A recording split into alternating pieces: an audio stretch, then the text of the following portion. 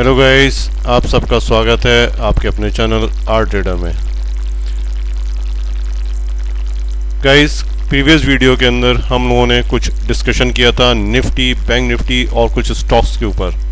तो guys, previous video के अंदर हम लोगों ने निफ्टी के कुछ लेवल्स निकाले थे, रेजिस्टेंस 1, रेजिस्टेंस 2 और रेजिस्टेंस 3। देन सपोर्ट 1, सपोर्ट 3 भी थी हमारी। बट मार्केट ने आज फिर एक बड़ा गैप अप ओपनिंग दिया जो कि 300 पॉइंट का था। प्रीवियस वीडियो के अंदर भी मैंने एक डिस्कशन किया था इस टॉपिक के ऊपर कि अगर बैंक निफ्टी या निफ्टी एक बड़े गैप अप ओपनिंग के साथ में मार्केट खुलता है तो बहुत कम चांसेस होते हैं, 10 में से 1% चांसेस होते हैं कि मार्केट वहां से एक बड़ा मूव ऊपर की तरफ दिखाए। अदरवाइज मार्केट क्या होता है कि साइडवेज हो जाता है। आज फिर मार्केट ने ओपनिंग दिया और फिर एक छोटा सा मूव ऊपर, फिर नीचे और फिर एक बड़ा मूव ऊपर की तरफ दिखाया। बट ये जो बड़ा मूव आया वो बहुत स्लोली ऊपर की तरफ गया।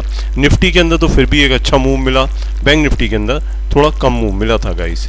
ये देखें, बैंक निफ्टी के अंदर एक छोटा मूव मिला हमको, लेकिन फिर भी मार्केट क्या था, सीधा ऊपर साइड में था। तो पहले ज़रा अब हम लोग पहले रेजिस्टेंस एंड सपोर्ट्स की बात कर लेते हैं जो हम लोगों ने डाली थी, उनका क्या रहा। मार्केट ने जो ओपनिंग दिया, मेरी रेजिस्टेंस 2 के ऊपर ओपनिंग दिया।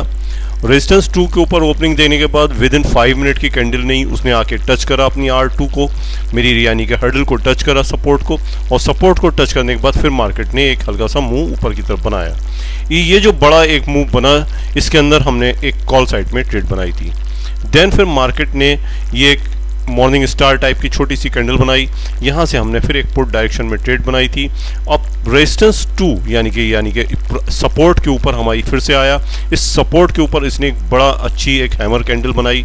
ये एक अच्छी हैमर कैंडल का बनाई और इस मूव के बाद, इस हैमर कैंडल के बाद जो इसने ये कैंडल बनाई, यहाँ पे हमने एक और अच्छी एंट्री बनाई पुट कॉल साइड में और एक बड़ा मूव कैप्चर करने में कामयाब रहे निफ्टी के अंदर। निफ्टी के अंदर यहाँ से अपना टारगेट सीधा यही R3 का था और ये R3 के टारगेट को हमने अचीव करा। मार्केट उससे ऊपर भी गया, वो ठीक है, अपने हर्डल्स को क्रॉस करने के बाद फिर एट दी एंड मार्केट ने एक अच्छा मूव और ऊपर की तरफ दिखाया था। बट यहाँ पे एक था, लेकिन इस मूव को कैप्चर करने में गाइस कोई बहुत अच्छा, ये मैं कहूँगा, इसमें प्रॉफिट्स हमको नहीं हुए, क्योंकि ये मूव जो था बड़ा जिग-जैग कैंडल्स जो हैं, बड़ी बड़ी कैंडल्स जब होता है ना, बनाती हैं और फिर नीचे आती हैं, इसमें जो है ऑप्शन ट्रेडर को कोई बहुत ज़्यादा बेनिफिट नहीं होते हैं। बस एक छोटा मूव कैप्चर हो गया, कहने को तो यहाँ तक का हुआ, बट बहुत ज़्यादा प्रॉफिट्स हम इसमें गेन नहीं कर पाए थे गाइस। चलिए गाइस, तो रेजिस्टेंस 2 और रेजिस्टेंस 3 पे आपने देख लिया किस तरीके से मार्केट ने, निफ्टी ने अपनी रेजिस्टेंस और हमारी हर्डल को टच करा। देन हम बात कर लेते हैं कि क्या हमारी ये रेजिस्टेंस सपोर्ट्स इतनी अच्छी हैं जो हम लगातार प्रीवियस वीडियोस में आप देख रहे होगे कि हम रेजिस्टेंस 1, रेजिस्टेंस 2, रेजिस्टेंस 3 सभी में डाल के दे रहे हैं और उन्हीं के बीच में मार्केट जो है वो मूव कर रहा है। देन फिर मार्केट ने, बैंक निफ्टी के अंदर भी मार्केट ने देखिए एक बड़ा गैप अप ओपनिंग दिया, हमारी रेजिस्टेंस 2 पे आया।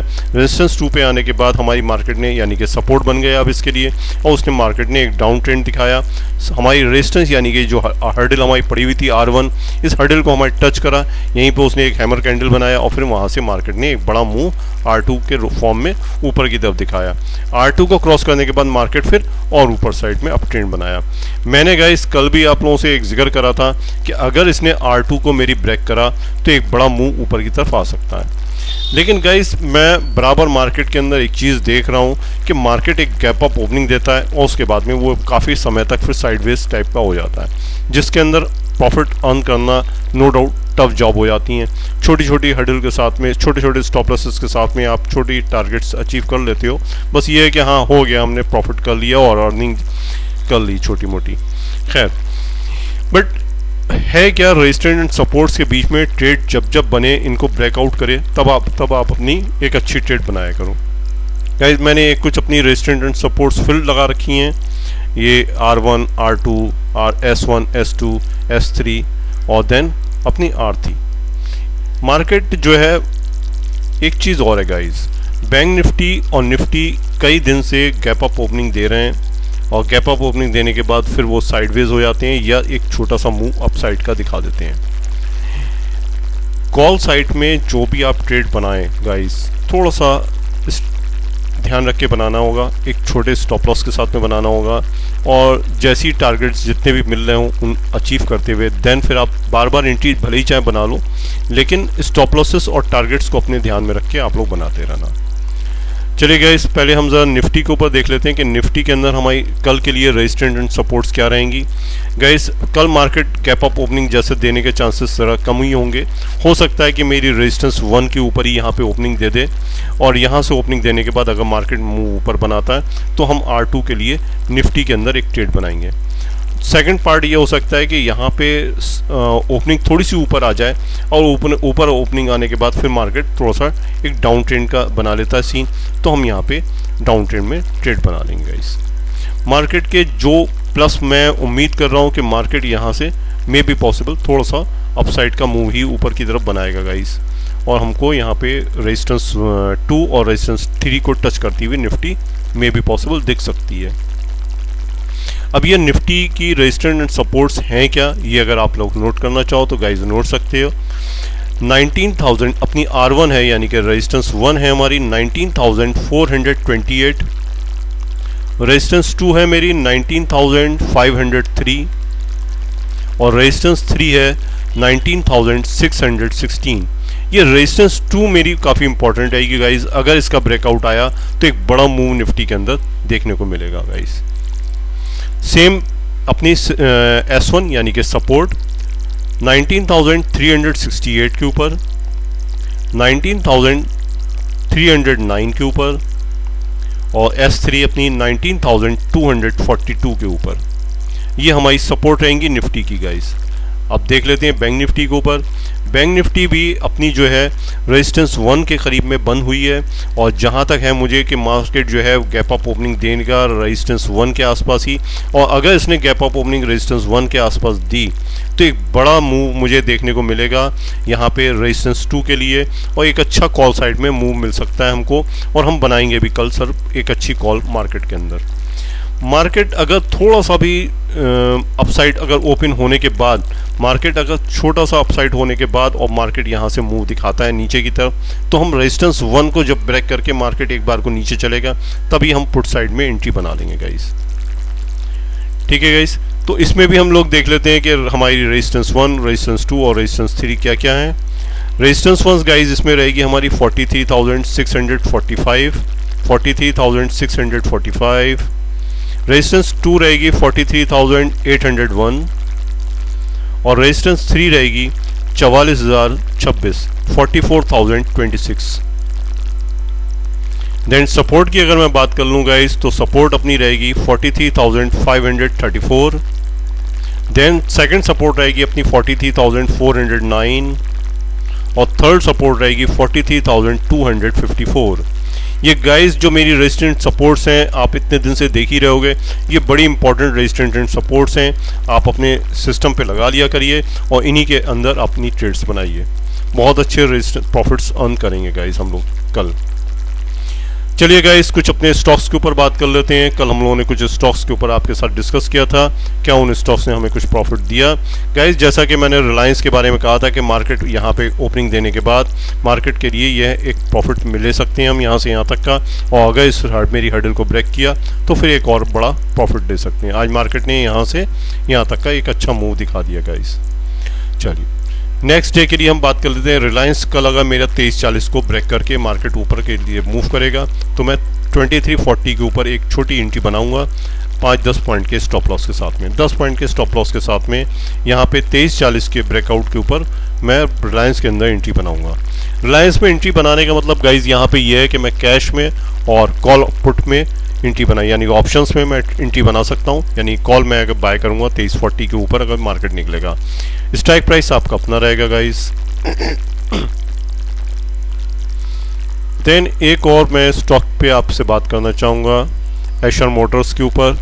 एशर मोटर का स्टॉक जो है अगर 3545 को ब्रेकआउट देगा तो कल मैं इसके अंदर एक एंट्री बनाऊंगा 10 पॉइंट के एसएल के साथ।